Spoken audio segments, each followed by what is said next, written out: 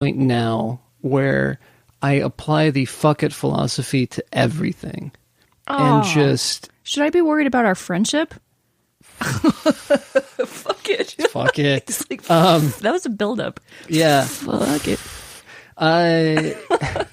Which may just sound like static when I go to edit I this. invest a lot in my friendsps. I do not. I have not. I failed to Facebook invite you to my big party. Yes, you Please did. forgive me. That's all right. I don't talk to anybody unless they're on mic, apparently. So, good point. But to be fair, I'm on mic about 90% of my existence at this free point. Time. Anytime. Wow. Okay, so you guys don't always go to shows and movies, and that's okay. Well, so there are definitely things. It's just like she gets irritated waiting for me on things where like I'll come in and she'll have like watched something that I wanted to watch like without me, and I'll be like, oh, but I thought we were gonna watch it. I feel so lame, and then I feel that way too. If a friend said, "Let's go to this together," but there was no conversation about it. I just made an assumption. Assumed. Yeah. All right. Yep. No, Jared, you can't. you gotta share calendars maybe or something. Not everything on Jared's calendar is going to be on Janelle's calendar. Well, thank you. I feel like I'm a counselor. Anyway. Speaking of relationships, though, I went and watched Creed because I want to watch Creed 2 now that it's out. I haven't seen either one. Oh, okay. The next time we talk, like, go find Creed because it's really good. Maybe I had to check it out from the library because I couldn't find it on any of my streaming stuff. Okay. It was really good. I've heard great things about it. Yeah, I'm gonna be itching to talk about it until we meet again. It's I've heard great things about it. I like the idea that it's Apollo Creed's kid and all of that thing. Stallone is barely intelligible. You probably are prepared for that. Yeah. Well, he's older now, so he it's is. even worse. Well, so it's not even just that he's been beat around the head as a boxer. It's also that he's had enough plastic surgery that his mouth doesn't move without a or lever. His forehead. Yeah. Just frozen in time. Yeah. He's still a nice guy, okay? You know what? Have I ever mentioned I have my great aunt. You're going to crack up. What was his psychic? What? Yeah. Okay. That's amazing. I have, a great aunt who was a psychic. I don't even know if she's alive anymore. I'm attracted to intuitive folks, sure. So I find that really compelling. Yeah, she was Stallone's psychic for some time, apparently. My paternal grandfather only had two names because this is back in the day. White people just named their kids two things, so Ronald, Duncan. And he wanted distinction, so he picked a middle initial, and it was S for Sylvester Stallone. Oh, no kidding. That's a family rumor. That's like a family folklore. Yeah. We're not Italian at all. We're boxers. None of us. We're not very athletic to be on. Well, maybe my dad and my sister, but anyway, yeah. Ronald S. Duncan, he just thought it looked good on his checks. Yeah, I could see that. Yeah. I don't know. Anyway, that's just a little side note. I rarely bring that up, I think that's amazing. It's been a while since I saw a psychic. Maybe it's probably time in my life that I could use some advice. I don't know. Rarely follow it, but thank you for the mule, by the way. I hope my ice isn't too on mic or my sip. I can hear it in my headphones, but yeah. I don't know. They drink a lot in Mrs. Maisel. Yeah. Well, I think that in general, people used to drink a lot more. Period. And the actress that plays Susie, I love her. In the first episode, Susie works at the bar, and then she's the one that decides to take on Mrs. Maisel she's as her agent. I thought it was... What's her name? From Mad TV. I thought it was Janine Garofalo. It's not Janine Garofalo, but she I kind of understand resembles why her. you would think that. Yeah. I was looking at this woman's face. Oh, she looks so familiar. It's not Janine Garofalo. She's from Mad TV? She was from Mad TV, and she's actually, I believe, she is also on Family Guy. Really? Yeah. Her voice does sound familiar.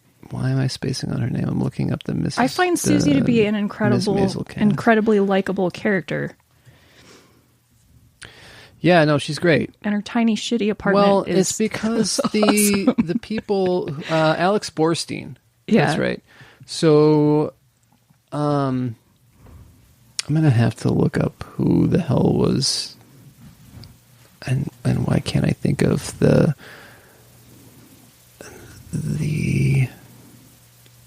creator and showrunner? Because she also did... So this happens to me sometimes in my classroom. If we're looking at YouTube, I'll play a video that is educational and informative, and then afterwards YouTube will pop up with other suggestions. Sometimes they're not classroom appropriate. Amy Sherman Palladino.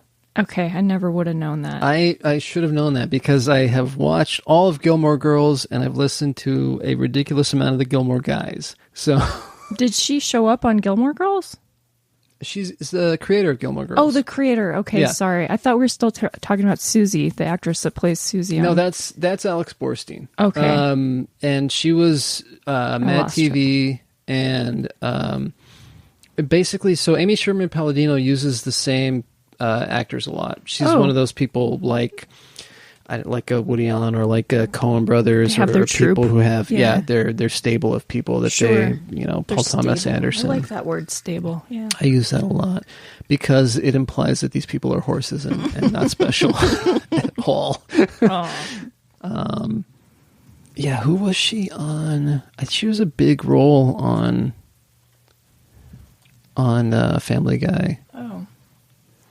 And she was on Mad TV for a while. And apparently the reason she wasn't on Gilmore Girls more was because of her Mad TV characters, stint, I believe. Yeah. Oh, she was working there full time. Let's see. Man, TV jobs, that would be so fun in my fantasy. TV jobs? Yeah, writing for like comedy show. Yeah, I think that I don't know. I just have a feeling that if I were a writer of some sort in Hollywood, that I would have to have been in the 20s because I would have just drank myself to death. Yeah, well, yeah, and your style kind of fits in with that. Out. Yeah, you could bring the anxiety. Bring the anxiety. Thankfully, there are still enough Jews in television writing that I could fit right in with all of the anxiety and everything. Yeah, you would fit right in. I'm pretty sure it's actually a prerequisite for sitcom writing. There's got to be at least a Jewish writer, at least one, maybe. Well, I think there's a scale. Basically, there's a Jewishness scale. You don't actually have to be Jewish, but you have to be towards the end of the heavier side of the scale. Yeah. So, I wonder what that says about me. I got a lot of Jewish friends. Well, I don't know. It's your opening line of "I'm not Jewish myself, but I have a lot of Jewish friends." Happy Hanukkah, everybody. It's over. It's over. It's over. No, but don't you think it would be fun? Thing. What, to be Jewish? No. You can get back to me on that. It's not fun to be Jewish. No. I find that as I get older, I am actually becoming more and more Jewish. It was the thing that I wanted to be furthest away from, and I'm still religiously not, but culturally it just seeps in all the time, and there's some small comfort that I get from... I think that's fine. I'm not religious, but the older I get, the more I respect my grandparents' religion and want to stay connected to it. Like, I'm not going to have kids, so I don't have anybody to pass this down to, but I respect their church. You know what I mean? See, that's why I don't have kids, because I don't believe... I don't think of it as passing it down, as inflicting it on. Oh, God. So... Oh, my God.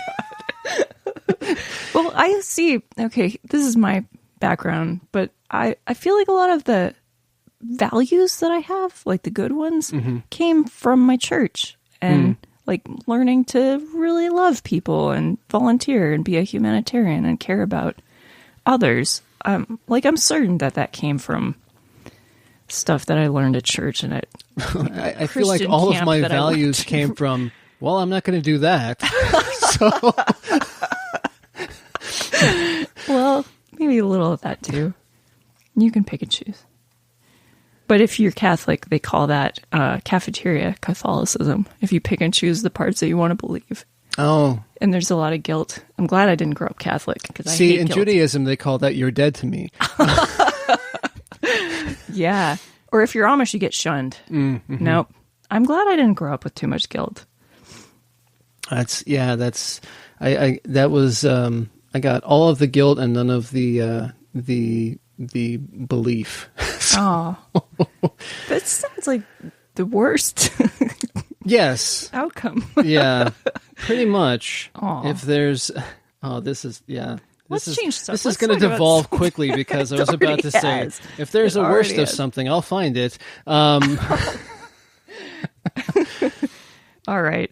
Let's talk about better and brighter. This was leading to, I have, because Janelle out of town, I have taken the opportunity to go ahead and watch some things that she just wouldn't be interested in. Oh, yeah. Because even though she full on all the time says, if you want to watch something, just watch it. Whatever. But so I went ahead and watched, speaking of Jewish, watched the Kaminsky Method on Netflix, which was painful to watch just a little bit, and great at the same time because it's Alan Arkin and Michael Douglas. Okay. And they, Is this newish? It is. Okay. It's I want to say it came out like a month ago or something, okay. Probably maybe just a few weeks ago. It's that's one of the things about streaming series, right? They just drop all at once, and you can just binge them. Yeah. So even though I think that the comedy was kind of, it's a show from Chuck Lorre, who did 2.5 Men and like Big Bang Theory, and things have been immensely popular and completely middle of the road and forgettable, right? I don't think they're funny. Okay. And for the most part, the writing of the show continues to be kind of middle of the road, and the humor a lot of the time is obvious. But to watch Alan Arkin and Michael Douglas do their thing is still just incredible. And cool. And there's a scene that if other people were doing it would probably not be that funny. But you have a restaurant, kind of like a Musso and Frank's or a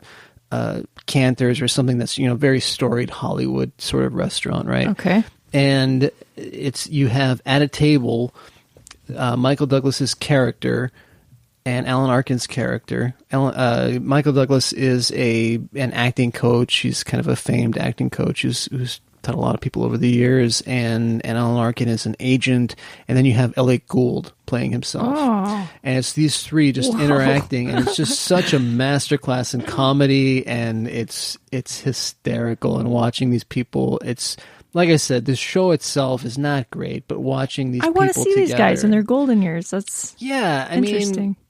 It's just they elevate the material simply by the way they present it. Yeah. And so it's unfortunately a little sad that what they're presenting is not the best material, but they're just so good. And even though these guys are in their 60s, 70s, whatever, there's still nobody else who has quite that timing or just this sort of delivery, and I thought it was wonderful to watch. I'm glad I watched it. Cool. I would never recommend it on the strength of the show itself, but on the strength of watching these people perform, it's great. Well, when I get burnt out on Prime, I'll go back to Netflix. There you go. And I did watch The Ballad of Buster Scruggs. Yeah. Which tell me about that. Well, so I've heard a lot of things about it, and it was something that I tried to not read too much about because it's the Coen brothers, and I have a deep affection for their films. Yeah, their style. Yeah. And I watched it once, and I was kind of like, it's Really? Yeah, it was just kind of okay.